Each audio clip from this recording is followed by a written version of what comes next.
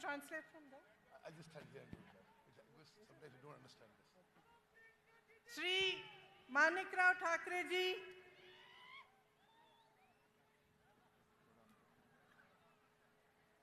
actually, Shri Rahul Gandhi ji, Shri Manikrao Thakre ji, Shri Revant Reddy ji, Shri Bhatti Vikramarka ji, Shri Uttam Reddy ji, Shri Takka ji, Shri Janna Reddy ji, Shri Ponam Prabhakar ji, Shri Azaruddin ji, Komati Reddy Venkat Reddy ji, Kodam Veriya ji, Madhu Yakshi God ji, Shri Sridhar Babu ji, Shri Balram Nayak ji, Shrimati Deepa दास मुंशी जी और श्री जग्गा रेड्डी जी, मेरी प्यारी बहनों और भाइयों, आपका इस सभा में बहुत बहुत स्वागत।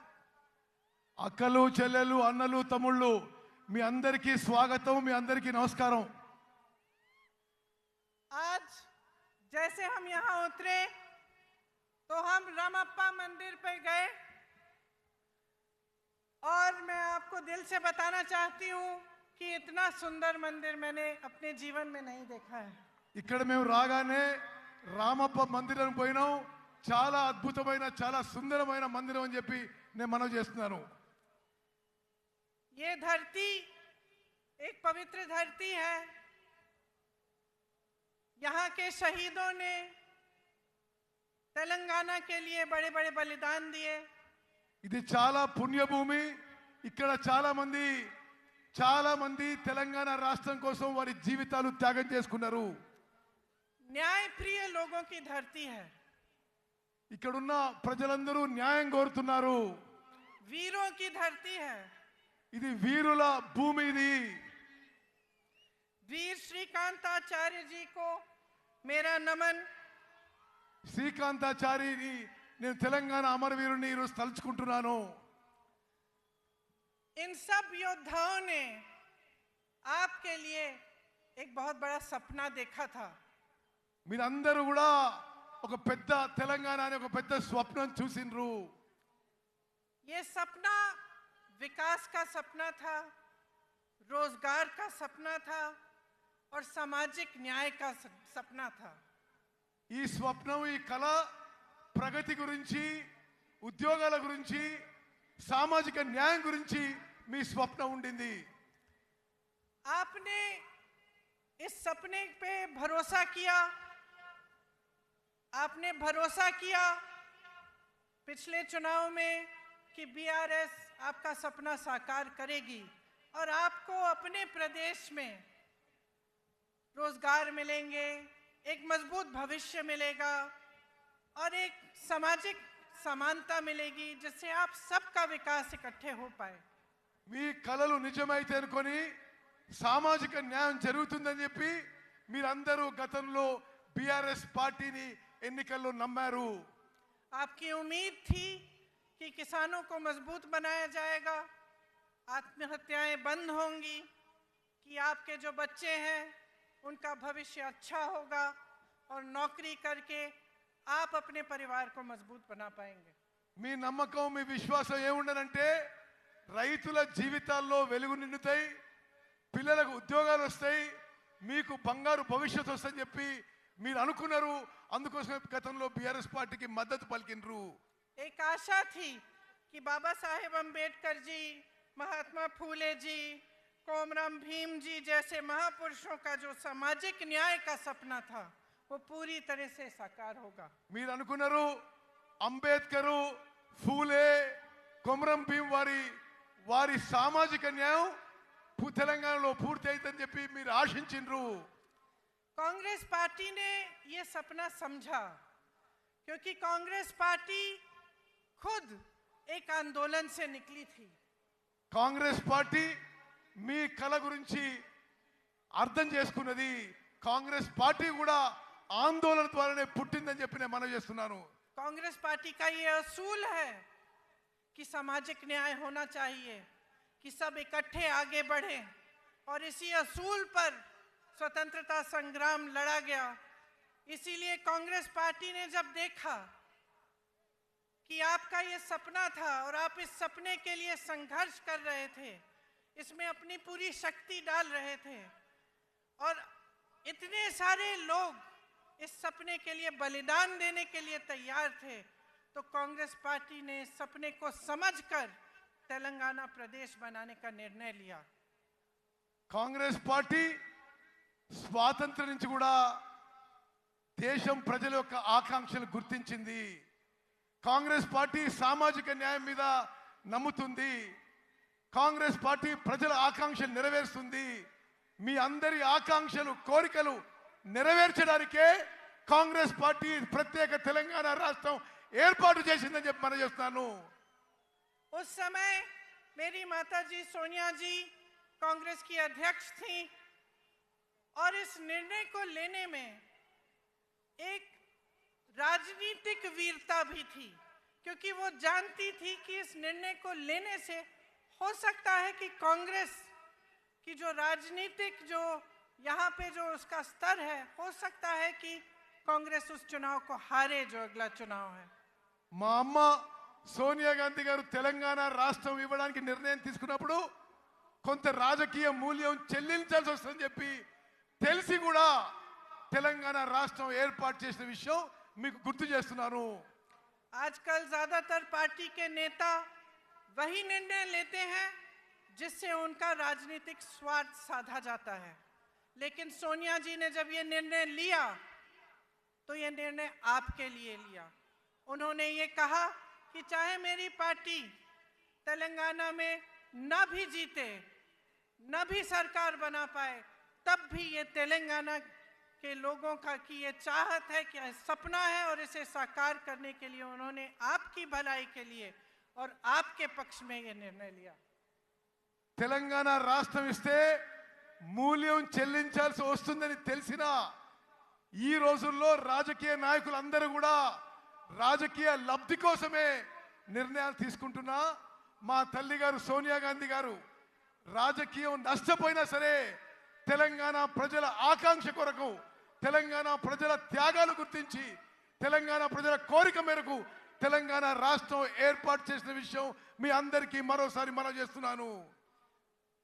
उनका सोच, कांग्रेस पार्टी की सोच एक छोटी सोच नहीं थी।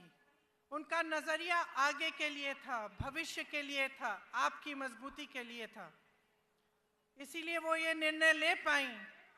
और उन्हीं की तरह कांग्रेस पार्टी के जितने भी बड़े बड़े नेता रहे, चाहे जवाहरलाल नेहरू थे, चाहे इंदिरम्मा थी, चाहे उनके बाद मनमोहन सिंह जी थे, चाहे राहुल जी हैं, और तेलंगाना के तमाम नेता हैं, आगे की सोचते हैं और आपकी भलाई के लिए सोचते हैं। और इसी सोच के लिए, इसी सोच के जरिए आपके प्रदेश को मजबूत बताने की बात करते हैं। తాత్కాలిక ప్రయోజనాల కోసమో, కొద్ది దూరం చూసి ప్రయోజనాల కోసమో సోనియా గాంధీ గారు తెలంగాణ ఇవ్వలేదు. దూరపు చూపుతో మీ భవిష్యత్తు కోసం, మీ పిల్లల భవిష్యత్తు కోసం, మీ ఆకాంక్ష మేరకు సోనియా గాంధీ గారు తెలంగాణ ఏర్పాటు చేశారు. ఏ విధంగానైతే జవహర్లాల్ నెహ్రూ గారు, ఇందిరాగాంధీ గారు, రాజీవ్ గాంధీ గారు, రాహుల్ గాంధీ గారు దూర చూపుతో దేశం మంచి కోసం, సమాజం మంచి కోసం, ప్రజల కోసం మంచి కోసం నిర్ణయాలు తీసుకుంటారో, ప్రజల ఆకాంక్ష కోసం తెలుసుకుంటారో, మా తల్లి సోనియా గాంధీ గారు కూడా తెలంగాణ రాష్ట్రం ఏర్పాటు నిర్ణయం తీసుకున్నారు. इस सोच का प्रमाण ये है कि उनके कार्यकाल में बड़ी बड़ी संस्थाएं बनी आपकी भलाई के लिए, चाहे आईआईटी, आईआईएम, एम्स, ऐसी संस्थाएं बनी, आपका विकास हुआ, तो आप आगे बढ़ पाए। గత కాంగ్రెస్ పెద్దల హయాంలో పెద్ద పెద్ద సంస్థలు ఏర్పడ్డాయి. ఐఐటి కానీ, ఐఐఎం కానీ, ఇటువంటి అన్ని దేశానికి ఎంతో లాభం చేసిన సంస్థలు ఏర్పడ్డ విషయం కూడా నేను గుర్తు చేస్తున్నాను. तो जो कांग्रेस की सरकारें बनी वो जनता की सरकारें थी, वो आपको मजबूत बनाने के लिए बनी, और उनमें दोनों चीज थी, नजरिया और नियत। अब जब हम नियत की बात करते हैं तो जितने भी काम होते हैं, सरकार बगैर सही नियत के वो काम करती नहीं है। अगर सरकार की नियत ये हो कि आपको लूटना है और सिर्फ सत्ता में रहकर भ्रष्टाचार करना है, तो तो वो भलाई के काम नहीं कर पाती। కాంగ్రెస్ ప్రభుత్వాలు నీతి నిజాయితీతో కట్టుబడి ఉంటాయని చెప్పి నేను మనవి చేస్తున్నాను. ఇప్పుడు మీరు చూస్తున్న ప్రభుత్వాలు అవినీతితో మోసపూరిత విధానం అవలంబిస్తున్న విషయం కూడా మీరు గమనించాలని చెప్పి మనవి చేస్తున్నాను. तो आज हम सब इस मंच पे खड़े हैं और आपके सामने खड़े होकर हमने ये बात कही है कि तेलंगाना के लिए कांग्रेस पार्टी ने एक रोड मैप, एक विजन बनाया है। ఈ రోజు మీ అందరికీ మనం చేస్తున్న కాంగ్రెస్ పార్టీ తెలంగాణ రాష్ట్రానికి ఒక రోడ్ మ్యాప్, ఒక విజన్ తయారు చేసి ఈ రోజు మీ ముందుకు వస్తున్నానని చెప్పి నేను మనం చేస్తున్నాను. आपके लिए गारंटी लाए हैं। गारंटी क्या है? गारंटी वो चीजें हैं जो हम आज आपको बताना चाहते हैं कि हम आपके लिए करेंगे। और जितने भी कांग्रेस के प्रदेश हैं जिनमें हमने ऐसे गारंटी सामने रखे, उनमें हमने वो काम अभी से शुरू कर लिया है। మీ ముందుకి 6 గ్యారెంటీలు తీసుకొస్తున్నాం. గ్యారెంటీలు అంటే ఏంటిది? మేము ప్రభుత్వంలో రాగానే తెలంగాణ ప్రజలకు ఏమేం కార్యక్రమాలు చేయబోతున్నామో మరో విషయం మీకు చెప్పాలి. ఏ రాష్ట్రంలో మేము అధికారంలో వచ్చినా మేము ఇచ్చిన హామీలు, గ్యారెంటీలు అమలు చేసి చూపెట్టామని చెప్పి నేను మనవి చేస్తున్నాను. मेरी बहनें यहाँ बैठी हैं, आप दिन रात मेहनत करती हैं, मैं जानती हूँ, और पूरे समाज का जो बोझ है आप अपने कंधों पर लेते हैं। बच्चों की परवरिश, घर की देखभाल, उसके साथ साथ बाहर जाके काम करना, खेती में मेहनत करना, या कोई नौकरी हो तो वहाँ नौकरी करना, ये सब आप करती हैं। और आज आप कितनी महंगाई का सामना कर रही हैं, चाहे गैस का सिलेंडर हो, चाहे तेल हो, चाहे कुछ भी हो। जब आपको खरीदने जाना होता है तो आपको 10 बार सोचना पड़ता है कि हम ये खरीद पाएंगे, घर ला पाएंगे कि नहीं। कोई घर पे बीमार पड़ता है तो आपके दिल में ये बात आती है कि दवाइयाँ कैसे खरीदेंगे, उनका इलाज कैसे करवाएंगे। అక్కలు చెల్లెలు, మీ జీవితాలు ఎంత కష్టంగా జరుగుతున్నాయో నాకు తెలుసు. మీరు పిల్లల్ని పెంచాలి, ఇంటి పని చూసుకోవాలి, వ్యవసాయం పని చూసుకోవాలి, ఎవరైనా బయట కూడా పని చేస్తుండొచ్చు. మీరు ఇన్ని పనులు చేస్తూ ఈ ధరల పెరుగుకి తట్టుకోలేకపోతున్నారు. గ్యాస్ సిలిండర్ ధరలు పెరుగుతున్నాయి, అన్ని ధరలు పెరుగుతున్నాయి. మీరు ఇంటికి ఏ సామాను కొనాలన్నా మీకు చాలా కష్టతరం అయిపోతుందని చెప్పి మేము గమనిస్తున్నాము. और ये सब मेहनत, ये संघर्ष, इन संकटों का सामना आप इसलिए करती हैं ताकि आपके बच्चे बड़े होकर अपना भविष्य बना पाएं। మీరు అంతా ఎందుకు కష్టపడుతున్నారు? మీ పిల్లలు పెద్దోళ్ళై ప్రయోజకులై మంచి భవిష్యత్తు ఉండాలని చెప్పి నా అక్కలు చెల్లెళ్ళు మీరు కష్టపడుతున్నారు. लेकिन यहाँ आज परिस्थिति ये है कि 40 लाख युवा बेरोजगार हैं। కానీ ఈరోజు తెలంగాణలో పరిస్థితి ఏంటంటే 40 లక్షల మంది మీ పిల్లలు, 40 లక్షల మంది మన పిల్లలకి నిరుద్యోగులుగా తెలంగాణలో నిలిచిపోయిన విషయాన్ని మనం చేస్తున్నాను. बीआरएस ने वादा किया था कि हर परिवार को एक नौकरी दिलवाई जाएगी।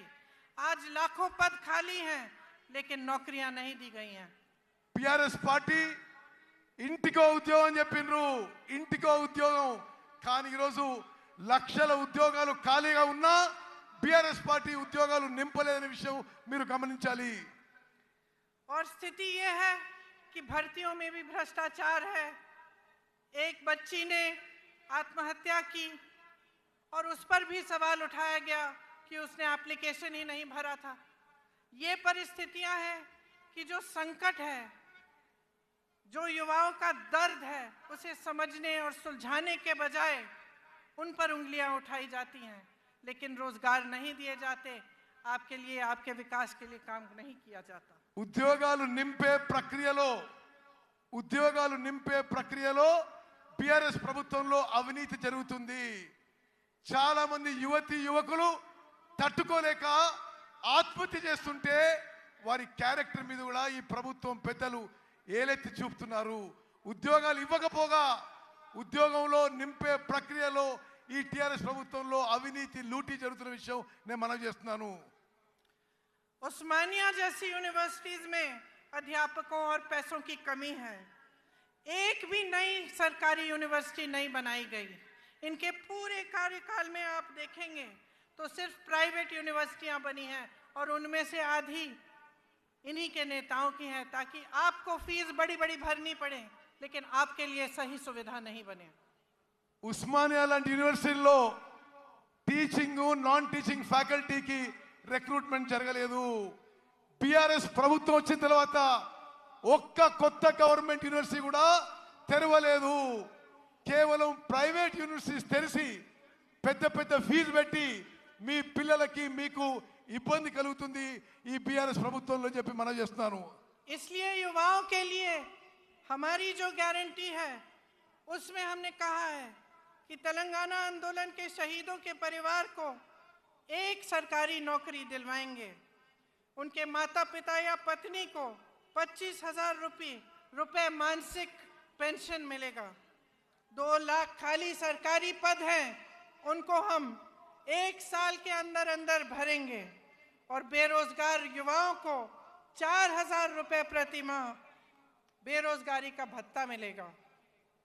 మేమిచ్చిన హామీలలో తెలంగాణ అమరవీరులకి పెద్ద ఎత్తున గౌరవం ఇస్తాము.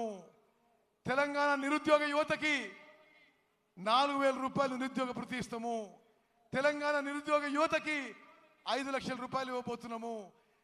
తెలంగాణలో ఉన్న ఖాళీగా ఉన్న 2 లక్షల ఉద్యోగాలు 1 సంవత్సరంలో భర్తీ చేయబోతున్న విషయం నేను మనవి చేస్తున్నాను. गल्फ देशों में रोजगार की संभावनाओं को मजबूत करने के लिए स्पेशल गल्फ सेल बनाया जाएगा। जो लोग गल्फ के देशों में काम करने के लिए जाएंगे उनके लिए एक स्पेशल गल्फ सेल बनाया जाएगा।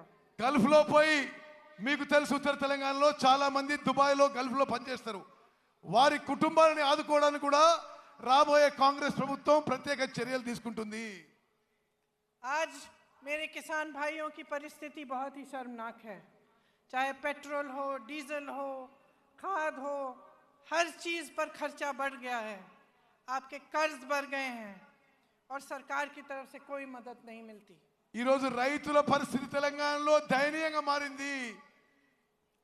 వ్యవసాయానికి సంబంధించి అన్ని ఇన్పుట్స్ లో పెట్రోల్, డీజిల్, సీడ్స్, లేబర్ అన్ని ధరలు పెరిగినాయి. ఈ బీఆర్ఎస్ ప్రభుత్వం రైతుల కోసం ఏమీ చేయడం లేదు. खेती से कमाना मुश्किल हो गया है और किसान परेशान और त्रस्त है। వ్యవసాయం నుంచి ఆదాయం ఈ బీఆర్ఎస్ ప్రభుత్వంలో తగ్గిపోయింది. इसीलिए हमने ये तय किया है कि हम एमएसपी को बढ़ाएंगे और इसकी हम आपको गारंटी देते हैं। అందుకోసమే రాబోయే కాంగ్రెస్ ప్రభుత్వంలో మినిమం సపోర్ట్ ప్రైస్ ఎంఎస్పి పెంచి ఇవ్వబోతున్నాం అని చెప్పి నేను మనం చేస్తున్నాను. धान के लिए 2,500 रुपए, मक्का के लिए 2,200 रुपए, सोयाबीन के लिए 4,400 रुपए, गन्ना के लिए 4,000 रुपए। అన్ని వ్యవసాయ పంటలకి ఎంఎస్పి పెంచి ఇస్తాము. వరి ధాన్యానికి 2,500, సోయాకి 2,200, షుగర్ కేన్ కి 4,000 రూపాయలు ఇవ్వబోతుందని చెప్పి నేను మనం చేస్తున్నాను. अरहर की 6,700 रुपए और कॉटन की 6,500 रुपए। పత్తికి 6,500 రూపాయలు ఇవ్వబోతున్నాం. ఈ విధంగా ప్రతి పంటకి ఎంఎస్పి కంటే పెంచి రాబోయే కాంగ్రెస్ ప్రభుత్వం ఇవ్వబోతుంది. किसानों के लिए 2 लाख रुपए तक कर्ज माफ किए जाएंगे। రాబోయే కాంగ్రెస్ ప్రభుత్వం 2 లక్షల రూపాయల వరకు రైతులకి రుణమాఫీ చేయబోతున్నాము. इंदिरम्मा रायतु भरोसा योजना के तहत किसानों के लिए 15,000 रुपए प्रति एकड़ दिया जाएगा। ఇందిరమ్మ రైతు భరోసా అనే కార్యక్రమం తీసుకొచ్చి ప్రతి ఎకరాకి ప్రతి సంవత్సరానికి 15,000 రూపాయలు ఇవ్వబోతుందని చెప్పి నేను మనం చేస్తున్నాను. और मनरेगा में जो रजिस्टर्ड मजदूर हैं उन्हें हर साल 12,000 रुपए मिलेंगे। భూమి లేని రైతు కూలీలకు సంవత్సరానికి వచ్చే కాంగ్రెస్ ప్రభుత్వం 12,000 రూపాయలు ఇవ్వబోతుందని చెప్పి నేను మనం చేస్తున్నాను. मेरे बहनों और मेरे भाइयों, ये जो आपका क्षेत्र है ये आदिवासी बहुल क्षेत्र है और आप तो जानते ही हैं कि इंदिरा जी के दिल में आपके लिए एक बहुत खास जगह थी। ఈ ప్రాంతంలో గిరిజనులు ఆదివాసీలు పెద్ద సంఖ్యలో ఉంటారు. ఇందిరాగాంధీ గారు గిరిజనులు ఆదివాసీలకి ఎంత ప్రేమిస్తుండ్రో మీకు తెలుసు అని చెప్పి నేను మనజేస్తున్నాను. ये रिश्ता जो उनके साथ आपने जोड़ा था एक आदर का रिश्ता था, श्रद्धा का रिश्ता था. उनके दिल में आपके लिए आदर थी था, आपके लिए श्रद्धा थी और वो हमेशा ये चाहती थी कि आपकी संस्कृति को बचाया जाए और बढ़ाया जाए. वो हमेशा कहती थी कि आदिवासी संस्कृति ही दुनिया की सबसे आधुनिक और सबसे आगे सोचने वाली संस्कृति थी जिसके जरिए प्रकृति का आदर होता था. గిరిజనులు ఆదివాసీలు మీరు ఇందిరాగాంధీ గారిని ఎంతో ప్రేమించి అభిమానించేవాళ్ళు. ఇందిరాగాంధీ గారు కూడా మిమ్మల్ని ఎంతో ప్రేమించి అభిమానించేవాళ్ళు. ఎప్పుడు కూడా మీ సంస్కృతిని మీ కల్చర్ని మరి ప్రిజర్వ్ చేయాలని చెప్పి ఇందిరాగాంధీ గారు భావించారు. ఎప్పుడు కూడా ఇందిరాగాంధీ గారు మీరంటే ఆదివాసీలు లంబాడీలు గిరిజనులు అంటే ఎంతో గౌరవ మర్యాద ఉండేది. ఆదివాసీలు గిరిజనులు వారి గురించి మీకు ఎంతో ముందు చూపు ఉందని చెప్పి ఇందిరాగాంధీ గారు భావించేవారు. लेकिन अफसोस की बात है कि आज आपके अधिकार छीने जा रहे हैं. ఈ రోజు ఆదివాసీల గిరిజనుల హక్కులు ఈ బీఆర్ఎస్ ప్రభుత్వ పెద్దలు లాక్కుంటున్నారని చెప్పి నేను మనవి చేస్తున్నాను. जबरन आपको जमीन से बेदखल किया जा रहा है. మీ భూముల నుంచి మిమ్మల్ని ఎలగొడుతున్నారు. आपके लिए जो डेवलपमेंट फंड है उसका आप शायद जानते नहीं होंगे, लेकिन 40% से ज्यादा अलग अलग कामों में जाता है, लेकिन आपके लिए नहीं डाला जाता. మీకు రావాల్సిన డెవలప్మెంట్ ఫండ్ అభివృద్ధి నిధుల్లో 40% ఇతర విషయాలకి ఉపయోగిస్తుందని చెప్పి నేను మనవి చేస్తున్నాను. हमने तय किया है कि एससी के लिए 18% आरक्षण दिया जाएगा और एसटी के लिए 12%.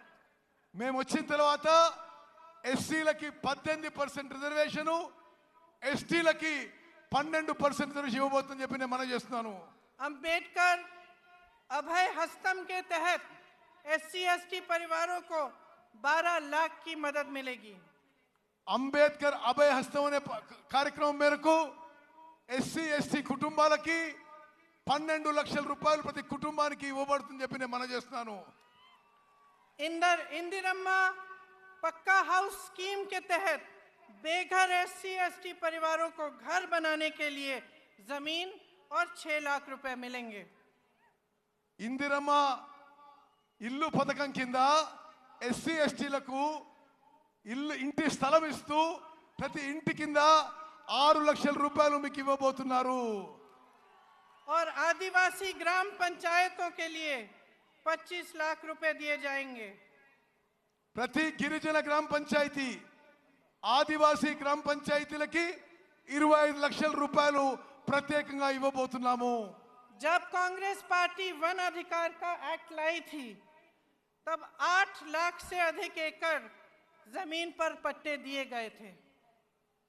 ఈ ఫారెస్ట్ రైట్స్ యాక్ట్ కాంగ్రెస్ ప్రభుత్వం తీసుకొచ్చినప్పుడు 8 లక్షల ఎకరాలు ఫారెస్ట్ రైట్స్ యాక్ట్ కింద తెలంగాణలో కాంగ్రెస్ ప్రభుత్వం మీకు 8 లక్షల ఎకరాలు ఇవ్వడం జరిగింది. आपको याद होगा कि पोडू लैंड्स के पट्टे आपको मिले थे. పోడు ల్యాండ్స్ పోడు భూముల పట్టాలు గత కాంగ్రెస్ ప్రభుత్వం మీకు ఇచ్చింది. लेकिन बीआरएस सरकार ने ये सब बंद कर दिया. బీఆర్ఎస్ ప్రభుత్వం ఈ కార్యక్రమాన్ని పూర్తిగా నిర్వీర్యం చేసింది, ఆపేసింది. मैंने महिलाओं की बात की. मेरी बहनों, आपके लिए महालक्ष्मी योजना के तहत 2500 रुपए हर महीने दिए जाएंगे. మహాలక్ష్మి పథకం కింద నా అక్కలు చెల్లెళ్ళు మీ అందరికీ నెలకి 2500 రూపాయలు ఇవ్వబోతున్నాము. गैस सिलेंडर 500 रुपए का मिलेगा और जो लड़कियां शिक्षा प्राप्त कर रही हैं और 18 साल की उम्र से ऊपर की हैं उन्हें एक इलेक्ट्रिक स्कूटर दिया जाएगा. గ్యాస్ సిలిండరు అందరికీ గ్యాస్ సిలిండరు 500 రూపాయలకే గ్యాస్ సిలిండర్ ఇవ్వబడుతుంది. అదేవిధంగా 18 ఏళ్ళు దాటిన నా చెల్లెలకి చదువుకున్న వాళ్ళకి ఎలక్ట్రిక్ స్కూటీ ఇవ్వబోతున్నాము. देखिए, आपको चुनना है। एक तरफ बीआरएस की सरकार है। शुरू में उन्होंने तेलंगाना की बात की थी, लेकिन आज भाजपा के साथ पूरी तरह से मिल चुके हैं। आज सरकार वो नहीं चला रहे हैं, मोदी जी रिमोट कंट्रोल से चला रहे हैं। టిఆర్ఎస్ వాళ్ళు ముందు తెలంగాణ గురించి ఆలోచన చేసినారు, కానీ ఇప్పుడు పూర్తి స్థాయిలో బీజేపీతో మిలాఖాత్ అయిపోయినరు. BRS BJP కలిసిపోయినాయి. ప్రభుత్వం రిమోట్ కంట్రోల్ తో నరేంద్ర మోదీ నడిపిస్తున్నాడు. Land mafia, sand mafia, mine mafia, wine mafia सबके साथ मिले हुए हैं। जिस तरफ आप देखो आपको भ्रष्टाचार ही भ्रष्टाचार दिख रहा है। जहां लूट सकते थे वहां से लूट रहे हैं। Sand mafia, land mafia, wines mafia, mines mafia అన్ని కలిసిపోయినాయి బీఆర్ఎస్ ప్రభుత్వంలో. ఎక్కడెక్కడి నుంచి లూటీ చేయాలో మిమ్మల్ని లూటీ చేస్తున్నారు బీఆర్ఎస్ పార్టీ వాళ్ళు. और सरकार का ध्यान महंगाई को मिटाने पर नहीं है, रोजगार बनाने को पर नहीं है, आपको मजबूत करने पर नहीं है। सरकार का ध्यान सिर्फ इन माफियाओं को बचाने में लगा हुआ है। ఈ ప్రభుత్వం యొక్క దృష్టి మీ పిల్లల ఉద్యోగాలు ఇవ్వడంలో కానీ మీ జీవితాలు మెరుగుపరచడంలో లేవు. ఈ మాఫియాలను రక్షించడానికే ఈ బీఆర్ఎస్ ప్రభుత్వం ఉందని చెప్పి నేను మనవి చేస్తున్నాను. रंगारेड्डी जिले में हजारों करोड़ों के जमीन पर घोटाला किया, भूदान की जमीन रिकॉर्ड से ही गायब कर दी। రంగారెడ్డి జిల్లాలో వేల కోట్ల భూములు బీఆర్ఎస్ ప్రభుత్వంలో పెద్దలు లాక్కున్నారు. భూదాన్ మూమెంట్ లోని భూములు రికార్డ్ నుంచే తీసేసిండ్రు ఈ ప్రభుత్వం. कांग्रेस के जमाने में इन जमीनों को बेचना खरीदना मना था। కాంగ్రెస్ అధికారంలో ఉన్నప్పుడు ఈ భూదాన్ భూములని అమ్మడం గాని కొనడం గాని నిషేధం ఉండింది. आज इन्होंने ये जमीनें भी लैंड माफिया और अपने करीबों को बेच दिया है। వీళ్ళు ఇప్పుడు వచ్చిన వాళ్ళు బీఆర్ఎస్ వాళ్ళు ఈ భూములను కూడా ల్యాండ్ మాఫియాకి వాళ్ళ దగ్గర వాళ్ళకి ఇచ్చేసిండ్రు. आपको ये शब्द याद होंगे, बंगारू तेलंगाना याद है? ये शब्द, ये वादा आपको बीआरएस ने किया था कि तेलंगाना को स्वर्णिम जगह बनाएंगे। బీఆర్ఎస్ వాళ్ళు బంగారు తెలంగాణ చేస్తామని మీకు హామీ ఇచ్చి అష్యూరెన్స్ ఇచ్చి మోసం చేసిన విషయం గుర్తు చేస్తున్నా. लेकिन इन्होंने अपने लिए बड़े बड़े आलीशान महल बना दिए और आपके जो सपनों का महल था वो चूर चूर कर दिया। వీళ్ళు 100 కోట్ల లూటీలు చేసుకున్నారు, పెద్ద పెద్ద బంగ్లాలు కట్టినరు. మీ స్వప్నం గాని మీ కల గాని ధ్వంసం చేసింది బీఆర్ఎస్ పార్టీ, బీఆర్ఎస్ ప్రభుత్వం. आपका सपना था कि सामाजिक न्याय होगा। మీ స్వప్నం మీ కల సామాజిక న్యాయం కావాలని ఉండే. सामाजिक न्याय कौन सा? इनके 18 मंत्रियों में से 3 तो सीएम के ही परिवार के हैं और इनके पास 13 मंत्रालय हैं। ఇప్పుడు సామాజిక న్యాయం బీఆర్ఎస్ లో జరుగుతలేదు. 17 మంది మంత్రుల్లో 3 వీరు కుటుంబ సభ్యులే మంత్రులు. 18 మంత్రిత్వ శాఖలు వీళ్ళ కుటుంబం దగ్గరనే ఉన్నాయి. और बीसी की संख्या 50% से ऊपर है, लेकिन मंत्रालय में सिर्फ 3 मंत्री हैं। బీసీలు జనాభాలో 50% కంటే ఎక్కువ ఉన్నారు, కానీ వీళ్ళ మంత్రిత్వ శాఖలో ముగ్గురు మంత్రులు ఉన్నారు. 34% आरक्षण से घटाकर 23% कर दिया है। 27% నుంచి బీసీల రిజర్వేషన్ 23% కి తగ్గించిండ్రు. राहुल जी यहाँ बैठे हैं, सब जगह जाते हैं तो जातिगत जनगणना की बात करते हैं। बिहार में ये जनगणना की गई, पता चला कि ओबीसी, आदिवासी, शेड्यूल कास्ट के 84% लोग हैं। और आप सोचिए और अपने आप से पूछिए कि 84% लोग हैं बिहार प्रदेश में, लेकिन उनका प्रतिनिधित्व नहीं है। బీహార్లో ఏ విధంగా అయితే బీసీలో కాస్ట్ సెన్సెస్ జరిగిందో దేశవ్యాప్తంగా కాస్ట్ సెన్సెస్ జరగాలని చెప్పి రాహుల్ గాంధీ గారు దేశమంతటా పర్యటన చేస్తున్నారు. ఎస్సీ ఎస్టీ బీసీల సంఖ్య ఎక్కువ ఉన్నా తగిన స్థాయిలో వారికి న్యాయం జరగడం లేదని చెప్పి మేము మనవి చేస్తున్నాము. सच्चाई ये है कि हमारे पूरे देश की यही असलियत है। हम कहते हैं कि जातिगत जनगणना करिए और ये चुप हो जाते हैं। ये गिनती भी नहीं करना चाहते, ये गिनती भी नहीं करना चाहते कि कितने बीसी है, कितने एससी है, कितने एसटी हैं। इनको अपना हक देना छोड़िए, गिनती से डर रहे हैं। వీళ్ళు ఇప్పుడు ప్రభుత్వంలో ఉన్న వాళ్ళు కాంగ్రెస్ పార్టీ కోరుతుంది క్యాస్ట్ వైడ్ సెన్సెస్ చేయాలని. నరేంద్ర మోదీ ప్రభుత్వం దీనికి నోరు మూసుకొని కూర్చుంది. వాళ్ళ హక్కులు ఇవ్వడం దూరంగా పెట్టండి, కనీసం క్యాస్ట్ వైడ్ సెన్సెస్ చేయడానికి కూడా మోదీ ప్రభుత్వం ముందుకు రావడం లేదు. तो ये सामाजिक न्याय देंगे कैसे? లెక్కలే చేయనప్పుడు, కులపరంగా సెన్సెస్ అయినప్పుడు వీళ్ళు న్యాయం ఎట్లా చేస్తారు, సామాజిక న్యాయం ఎట్లా చేస్తారు? इनकी बातें खोखली हैं। चुनाव के समय बड़ी बड़ी बातें करते हैं, उसके बाद भूल जाते हैं। लूट में, भ्रष्टाचार में, इन्हीं चीजों में व्यस्त रहते हैं। వీళ్ళ మాటల్లో అర్థం లేదు, మోసపూరిత మాటలు. ఎలక్షన్స్ లో ఏదో మాటలు చెప్పి వాగ్దానాలు చేసి పూర్తిగా మర్చిపోతారు, జనాన్ని మోసం చేస్తున్నారు. मोदी जी ने कितने बड़े बड़े वादे किए थे।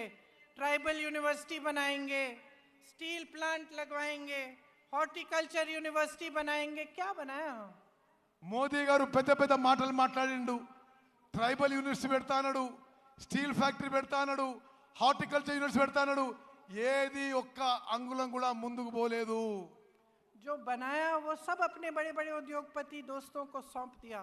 BHEL, BSNL, DMRL, HAL, railways की बात कर रहे हैं, कुछ नहीं छोड़ा। నరేంద్ర మోదీ గారు కాంగ్రెస్ పార్టీ నిర్మించిన సంస్థలని, పబ్లిక్ సెక్టర్లని, బిహెచ్ఏలు, హెచ్ఏఏలు, రైల్వేస్ లో కొంత భాగం ప్రైవేట్ తన ఉద్యోగపతి దోస్తులకి, వ్యాపారవేత్తలకి ఈ దేశాన్ని అమ్మేస్తున్నాడు. 60 लाख करोड़ की कंपनियां 6 लाख करोड़ में बेच डाली। 7 లక్షల కోట్ల కంపెనీలు 6 లక్షల కోట్లు అమ్ము చేయబడుతున్నాయి. ना इन्होंने जो बनी हुई संस्थानें थी उनकी बचत, उनकी हिफाजत की, ना इन्होंने कुछ नया बनाया। सिर्फ नए नए वादे, नए नए बातें करते रहे। तो बहनों और भाइयों, मैंने बहुत लंबा बोल लिया है, लेकिन इस सब चीज़ों का, जितनी भी बातें मैंने की हैं, इनका एक ही सार है। आप समझदारी से अपना वोट दो, आप विवेक से अपना वोट दो और देखो कि आपके जीवन का क्या अनुभव है। आपके जीवन में तरक्की आई है कि नहीं? अगर नहीं आई है तो आप देखिए कि कांग्रेस के प्रदेशों के लोगों में तरक्की आई है कि नहीं। क्या कर रही है कांग्रेस? जहाँ जहाँ गारंटी दी है, क्या वो गारंटी पूरी कर रही है कि नहीं? ఇప్పుడు అధికారంలో ఉన్న వాళ్ళు కళ్ళబొల్లి మాటలు చెప్పి మిమ్మల్ని మోసం చేస్తున్నారు. మీ జీవితాల్లో ఏమైనా మార్పు వచ్చిందా తెలంగాణలో? ఇప్పుడు అధికారంలో ఉన్న వాళ్ళు ఏమీ చేయలేదు. జాగ్రత్తగా ఆలోచన చేసి ఓటేయండి. కాంగ్రెస్ పాలిత రాష్ట్రాల్లో సామాన్య ప్రజల జీవితాల్లో మెరుగు వచ్చింది. మీరు కూడా కాంగ్రెస్ పాలిత రాష్ట్రాలకు చూడండి అని చెప్పి నేను మనవి చేస్తున్నాను. और आप सबसे पहले नेता और पार्टी की नीयत देखिए। आप देखिए कि आपका अनुभव क्या रहा है, कि बीआरएस ने बीजेपी से मिलकर कितना भ्रष्टाचार किया है आपके साथ, आपके प्रदेश में, और आपके विकास के लिए कुछ नहीं किया। మీరు నాయకులు, పార్టీల వ్యక్తిత్వము, క్యారెక్టర్ చూడండి. బీఆర్ఎస్ పార్టీలు అందరూ దోపిడీ చేసుకుంటున్నారు. బీఆర్ఎస్ బీజేపీ కలిసి ఈ రాష్ట్రాన్ని లూటీ చేసుకుంటారని చెప్పి నేను మనవి చేస్తున్నాను. तो जैसे मैंने कहा, इन सब बातों का सार यही है कि ये वोट जो इस चुनाव में आप डालने जा रहे हैं, ये आपके पक्ष में जाना चाहिए। ये वोट, मेरी बहनें आप यहाँ बैठी हैं, आपके बच्चों के भविष्य को बनाने के लिए जाना चाहिए।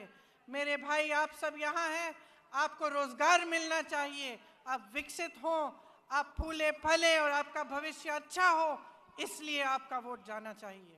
అక్కలు చెల్లెళ్ళు మీ పిల్లల భవిష్యత్తు మీ పిల్లల ఉద్యోగాల కోసం ఈసారి మీరు ఓటేయండి. అన్నలు తమ్ముళ్ళు మీ భవిష్యత్తు కోసం మీ ఉద్యోగాల కోసం మెరుగైన జీవితం కోసం ఓటేయాలని చెప్పి నేను మనవి చేస్తున్నాను. तो सोच समझ के अपना वोट डालिए। आप जानते हैं कि यहाँ के उम्मीदवार सीतक्का जी और सत्यनारायण बोपापल्ली जी हैं। इनको भारी से भारी बहुमत से जिताइए और अपने भविष्य को मजबूत